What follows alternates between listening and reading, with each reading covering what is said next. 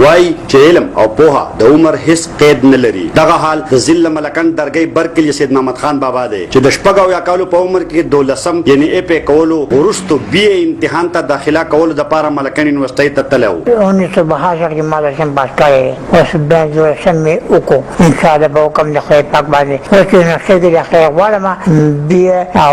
بی اس او بیا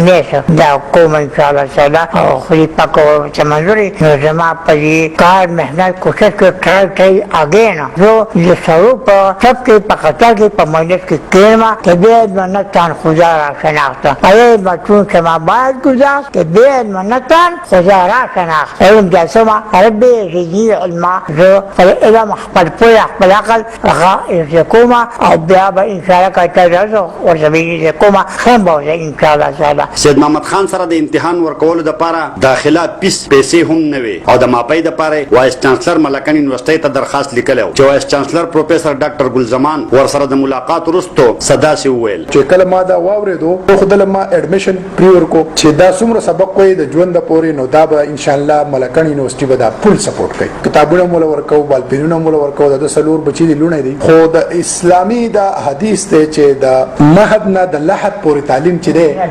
دا فرض دی. دا بابا به ان شاء الله موږ سپورټ کوو او دا د ملکن یونیورسيټي لپاره زما لپاره د اعزاز ذریعہ دا د اعزاز بندې چې ماته د سی بابا راغلی دی چې هغه په دې ټیم کې د خلکو نور خواهشات ختم شي او داغه ننم دا تړپ دی د تعلیم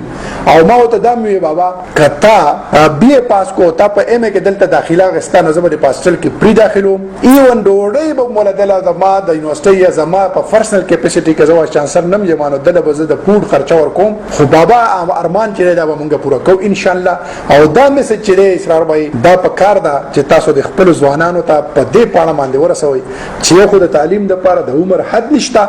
او بل د تعلیم د لپاره دا بابا چې څومره ستړي کوي دا چې څومره مهنت کوي ځوان پاګه ټیم کې لک ټیم کې دا کور کولای شي نو بابا مونږ ستا سره مونږ ستا د فیملی سره مونږ به کوشش کوو چې تاسو فولي سپورټ کو استاد ارمان چې د ان شاء الله دا ته په خپل ژوند کې مونږ وینو ان شاء الله او چې کله تا ډیګري واغسته ان شاء الله زه به تعالی کور درځم د خیر سره او زه به ستا الته به تعالی مونږ پروګرام کو الله دې تا په خپل مقصد کې کامیاب او کامران کې مونږ دا میسج ورکول غواړو چې یو بابا د 76 سال په عمر کې د بی کولو تړپ لري نو آیا زمونږ د ځوانان چې کم دي دا نن سبا ولې په خپل ژوند کې دا کوشش نه کوي چې 76 سال بعد کماته احساس کیږي 80 سال بعد کماته احساس کیږي نن ولې دا تهیه نه کوم چې زما پلار زما ضرور زما مشر زما مور تکلیفونه برداشت کوي او ما باندې سبق ویل کوشش کوي غوځه سبق نه نو زما میسج دار په دې پاڼه باندې چې یاره کایندلی تاسو د دې بابا نه سبق والي رښتیا دي چې مهنت او شوق یو شي نو د بوډا بابا نه شازلمه جوړې دي شي. د سید محمد خان بابا سبق شوق د هغه ځوانانو د لپاره سبق دی چې د سبق ویلو په نوم خپل مور پلار ته دوکې ور کوي. محمد اسرار خیبر نیوز چکدرا کوزدر.